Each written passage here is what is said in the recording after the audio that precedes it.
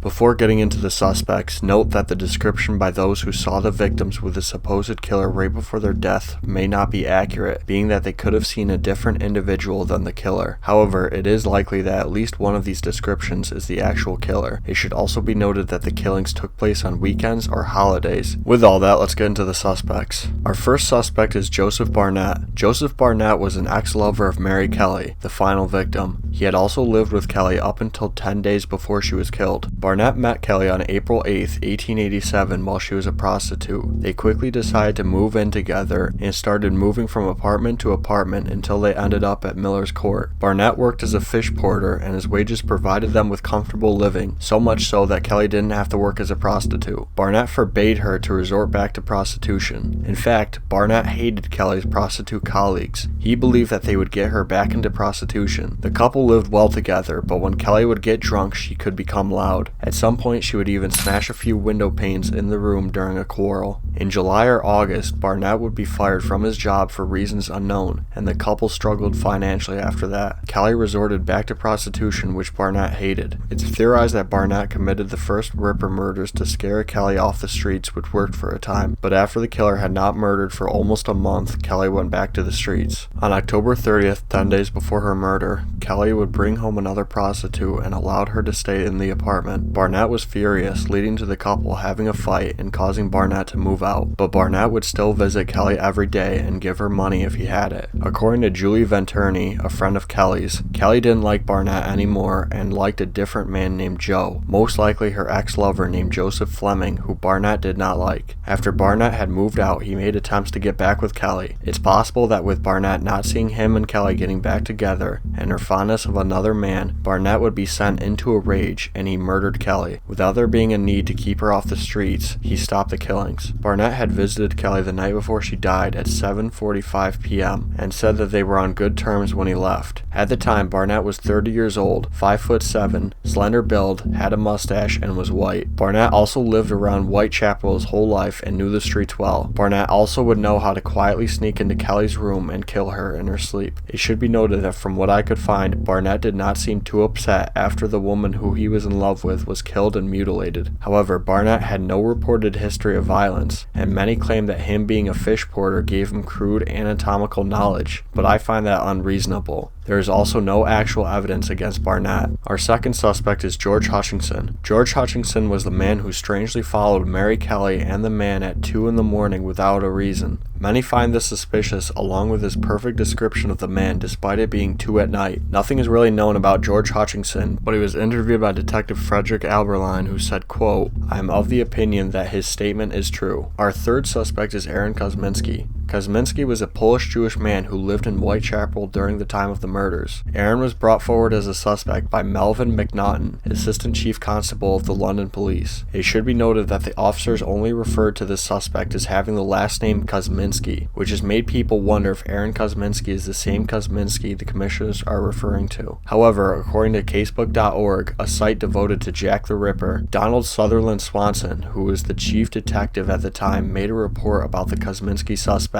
In this report, the suspect shares many similarities with Aaron, such as them being put in the same home, being released and moved in with his brother, then was put in another home, all of which coincided with Aaron Kosminski, indicating that they were most definitely the same person. Kosminski grew up in Poland when Russia had annexed it, meaning that he most likely grew up in extreme poverty and would have been exposed to sexual and physical violence, anti-Semitism, and killing. He grew up with multiple sisters and most likely didn't see his father much because he was working. His family moved to London around 1880 or 81. McNaughton said that Kosminski had a, quote, great hatred of women with strong homicidal tendencies. In 1890, Kosminski threatened his sister with a knife. In 1891, Kosminski was declared insane and put in an asylum until his death in 1919. Robert Anderson, another assistant commissioner, said that an unnamed witness who had a good view of a possible Jack the Ripper sighting had instantly identified Kosminski as the same man he saw, but the witness refused to testify against him because he was a fellow Jew. After being in the asylum, Aaron's medical certificate said said, quote, "He is guided and his movements altogether controlled by instinct that informs his mind," meaning that he had oral hallucinations, which are imaginary voices one hears inside their heads that speaks to them. However, when Kosminski was in the asylum, he was well behaved and rarely became violent. It was said that he was no threat to others. Our fifth suspect is James Maybrick. Maybrick was a wealthy cotton merchant who lived in Liverpool, England. He died in May 1889, about 5 months after the final Ripper killing. The truly damning evidence is a diary Maybrick kept, detailing the killings. This diary came to light in 1992 when Michael Barrett, a Liverpool scrap metal merchant, was reportedly given the journal by a friend named Tony Devereux. When analyzed by experts, they concluded that the journal was written around the time of Maybrick's life. However, the truly damning evidence against the authenticity of the journal is the fact that in 1994, Barrett informed the Liverpool Post that he had forged the journal. He then retracted this confession, saying that he said it was forged because he didn't want the publicity at the time. The diary is also filled with many factual errors about the killings, some of which include him trying to remove Mary Ann Nichols' head, spreading Mary Kelly's remains throughout the room, all of which are not true. Barnett also has several different stories about where he acquired the journal. All of this leads to the idea that Maybrick didn't write the journal and that Michael Barrett is slandering his name for a profit. You can even find James Maybrick's grave, which was vandalized in recent years, most likely due to him gaining popularity as a Ripper suspect.